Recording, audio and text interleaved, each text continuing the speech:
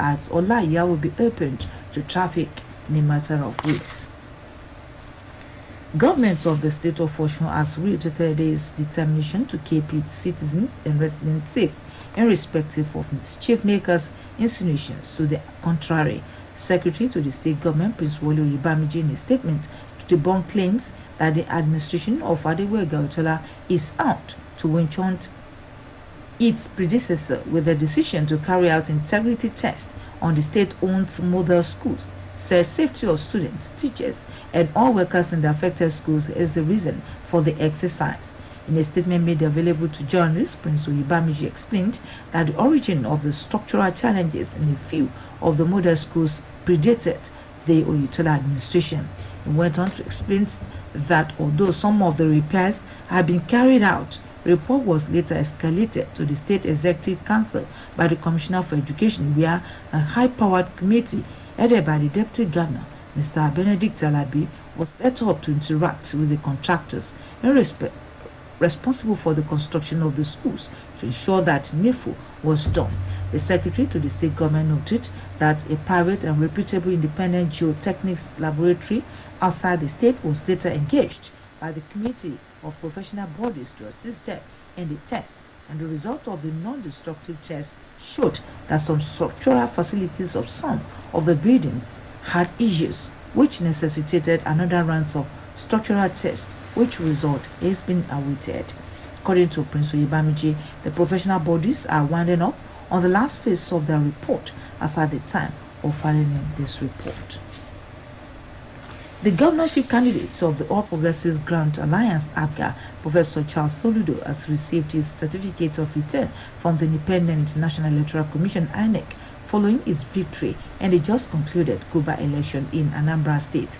Professor Soludo, a former governor of the Central Bank of Nigeria, received the certificate of return in a ceremony today in Oka. The deputy governor-elect, Mr. Onyeka Ibese, also got his certificate of return.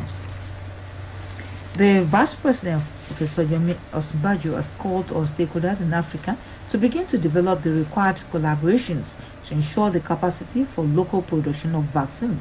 Professor Osinbajo said the local COVID-19 vaccine production is crucial to Africa for it to meet up with its counterpart around the world and for Africa to attain the high level of post-COVID-19 recovery recorded in more developed economies. He said this while representing President Muhammadu Buhari at the Commonwealth Parliamentary Association meeting.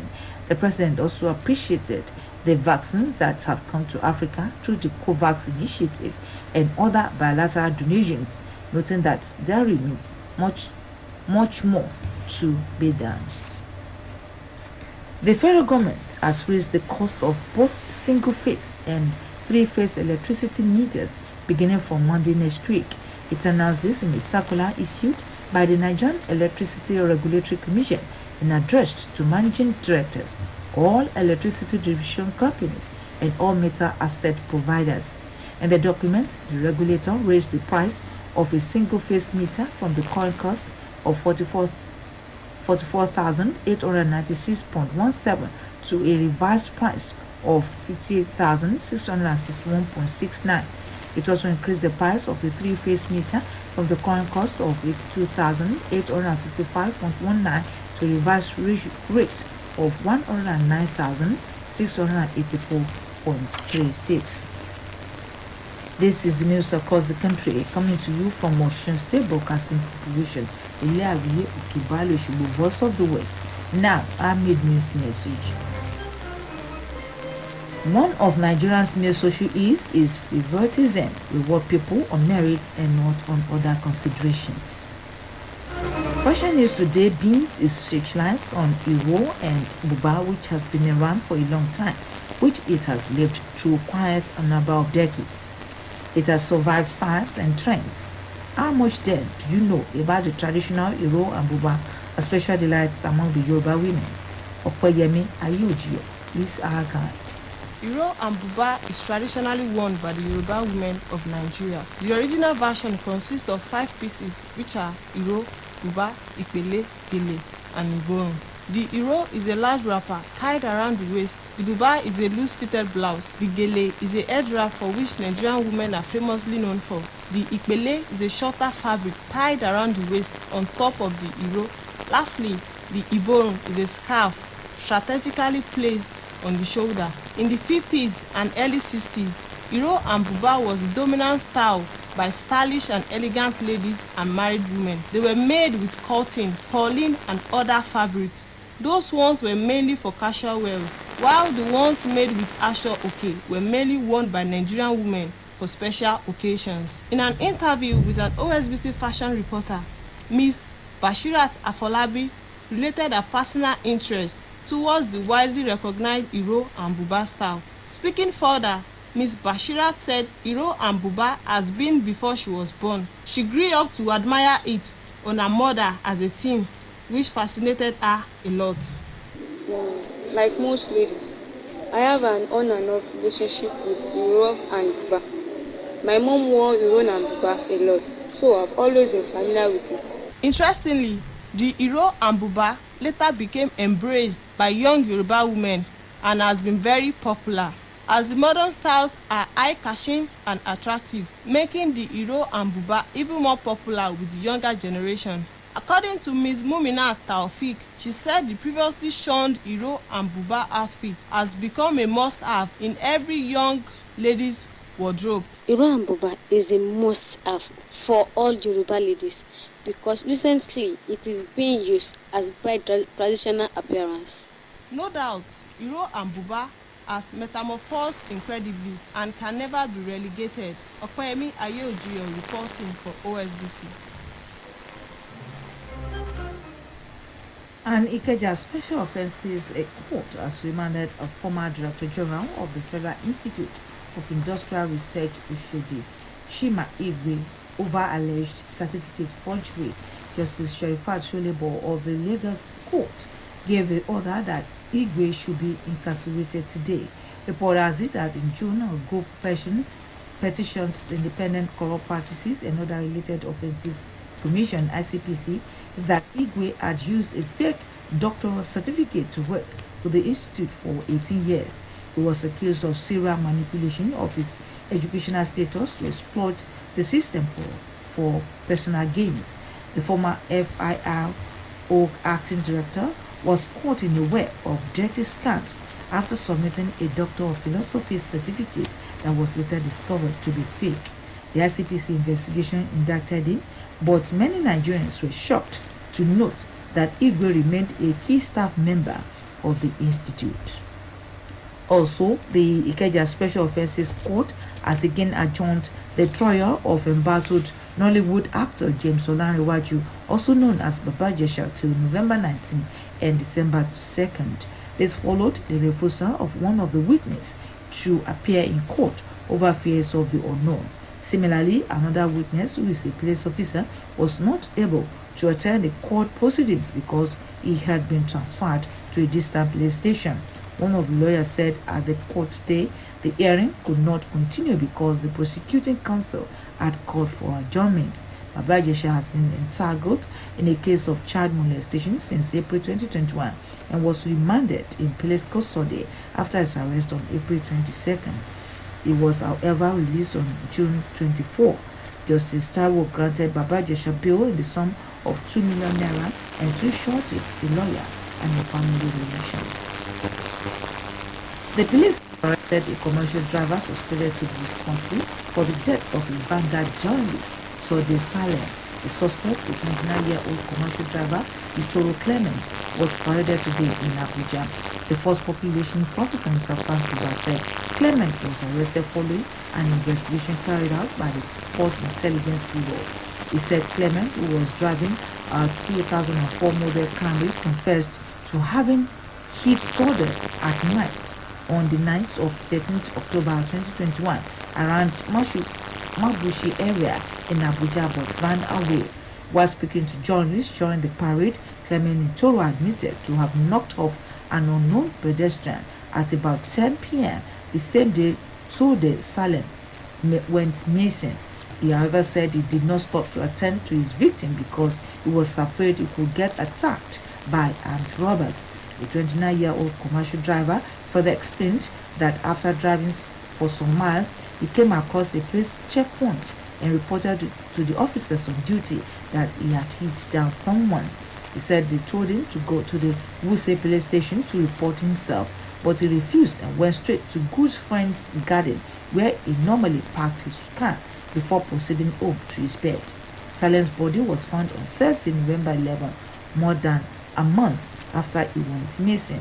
An indigene of Benue State, Salem covers the House of Representatives and was later seen on October 13, a situation that led to protest and agitation by Nigerian Union of Journalists (NUJ) in Abuja. A special Juma service held today at Ilobo Central Mosque, while a special forum holds in the evening is part of activities marking the 29th Ilobo Day celebrations. The grand finale of the 2021 edition of Ilobo Day comes up tomorrow morning under the chairmanship of former Deputy Speaker of the House of Representatives, Honorable Lasun Yusuf, and Mrs. Yetunde Johnson as chairperson. The occasion week features fundraising for communal projects and display of culture and traditions. Will also attract Governor Adegbege Otola as special guest of honor, as well as Senator Ajibola Bashiru and Prince Bayo Matami as guests of honor. Released by the President, Ilo Development Union (IDU) National, Alhaji Dauda Balogun, and the Chairman 2021 Ilobo Day Planning Committee, Chief Adetoye Sheraji, indicates that Honorable Segun Odebumi of House of Representatives and Are Musulumi of Ilobo Land, Chief Aziz Kolade, are the chief launchers. It odds that Honorable Nasiruddin Olateju, representing Irepodu Urulu State constituency in the State House of Assembly, is the guest, while the Olobu of Ilobu, Obashiru Olatoye Olaniyan II, is the royal father of the day at the event built for the sport ground of St. Paul's High School, Ilobu. The annual anniversary of Ikirun Progressive Union (IPU) Ede branch comes up tomorrow morning at Babalola Hall Cooperative Building, Ojatimi, Ede. A statement issued by the President, Ikirun Progressive Union (IPU) Ede branch, Mr. Rashid Omoloye, Secretary Bigmus Davis, and Chairman Planning Committee Remi Owolabi stated that Chairman Ikirun Council of Elders, Professor Yakub Fabiye, will chair the occasion, while the Yalode of Ikirun, Alhaji Bilal Olarinde, is the chairperson.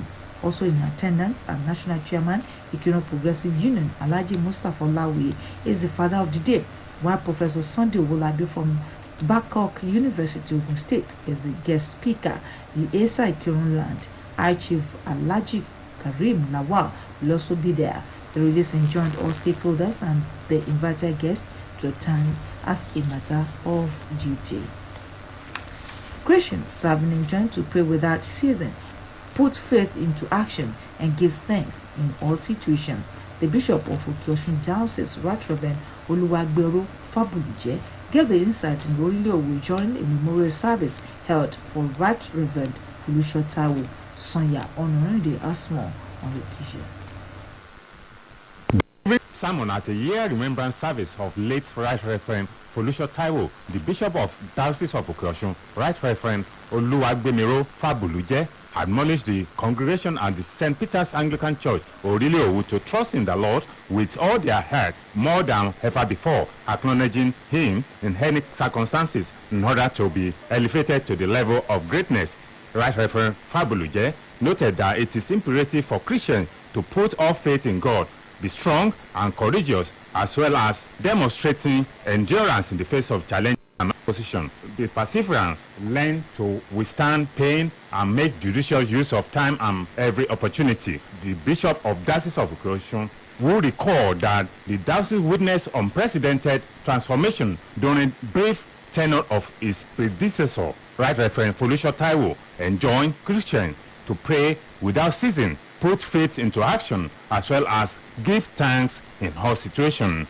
Ministers of God who spoke on the life of Right Reverend Folusho Taiwo, including Right Reverend Oluwagbemiro Fabuluje, Right Reverend Aketunde Popola, as well as Mrs. Fumilayo Taiwo, Mrs. Christina Omatara and Mrs. Lydia Fabuluje maintained that Right Reverend Folusho Taiwo came, saw, and conquered for their Lord. It's a man that was called by God, and he knew this, and he did it excellently well.